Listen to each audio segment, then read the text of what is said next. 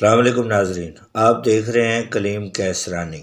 لادی gang اس operation کے دوران social media کا بہت بڑا استعمال کر رہا ہے۔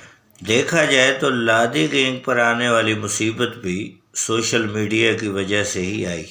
اگر وہ رمضان نامی شخص کی اعضاء کاٹنے والی ویڈیو سوشل میڈیا پر نہ ڈالتے تو شاید آج لادی گینگ کے خلاف اتنا بڑا آپریشن نہ ہو رہا ہوتا۔ لیکن دوستو، اب لادی گینگ جو سوشل میڈیا استعمال کر رہا ہے، جو ویڈیوز استعمال کر رہا ہے، اب وہ ویڈیوز بند ہونے جا رہی ہیں۔ اس کی دو وجوہات ہیں۔ وہ کون سی وجوہات ہیں، ہم آپ کو ان سے آگاہ کرتے ہیں۔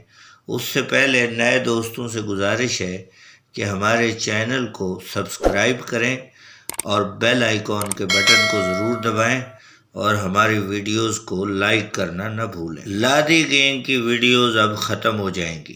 اب وہ سوشل میڈیا کا استعمال نہیں کر پائیں گے۔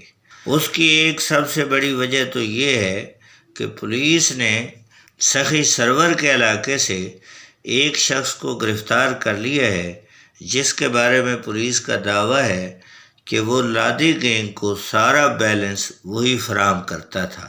ان کے نمبروں پر ایزی لوڈ کرانے والا یہی شخص تھا۔